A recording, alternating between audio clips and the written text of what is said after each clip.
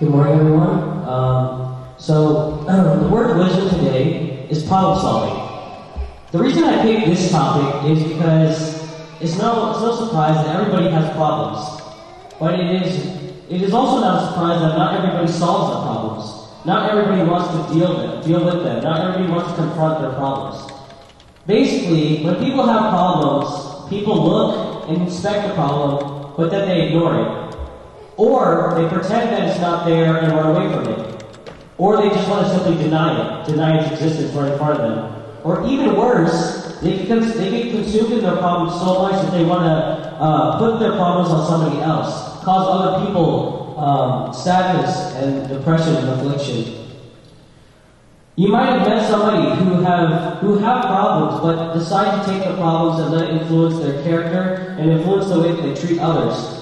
I know one thing that students like to say is that you can tell very quickly when a teacher is in a bad mood. And that basically is because, so she's having a problem at home with her family or something, and she decides to show that anger on the kids for no reason, even though the kids do not deserve any of it. I think this is a topic that we should not just ignore, but we should ponder, we should reflect on. And I mean, this is not really rocket science or any type of profound truth. Everyone has problems. We all live in America, and problems arise almost instantaneously. And it is incredibly rare that somebody has 2 consecutive good days. It's impossible, of no problems whatsoever.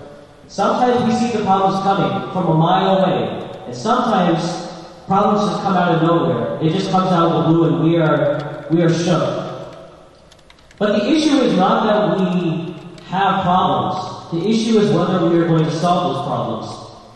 Over the next couple of weeks, I'm going to be doing a Words of Wisdom series on problem solving. And each week I want to talk about a different principle of problem solving that we can apply to our daily lives as humans and as Christians, as God's people. So I want to introduce you to the first principle today. The first principle of problem solving is very basic, and I was debating on whether or not I should talk about this. But just like sermons in church, some might be very basic, and some might be not as theologically profound as you might want it to be. But you notice that they're very difficult to apply in your daily life. Sermons might be simple, but applying it each and every day is the hard part. The first principle of problem solving is facing reality. The reason we don't like problems is because it forces us to look at our own insufficiencies. It forces us to look at our own flaws and our own weaknesses. It forces us to realize that we are not the center of the universe, and that God is the perfect one, and we are just someone living in His shadow, living in His presence. It sometimes forces us to look at other people's limitations, criticize them for their mistakes, criticize them for the perfection that you have set in your mind that they have not met. Some problems we cause, and some just come without our individual intervention. But the first principle of problem solving yearns us to not ignore it, but to just look at it as it is.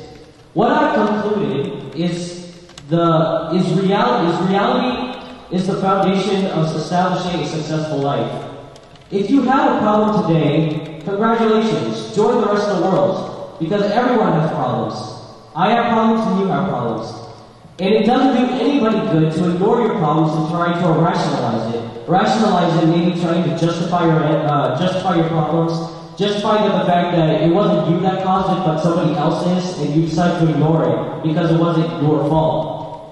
But today, let us as God's people, let us, as people of decisiveness,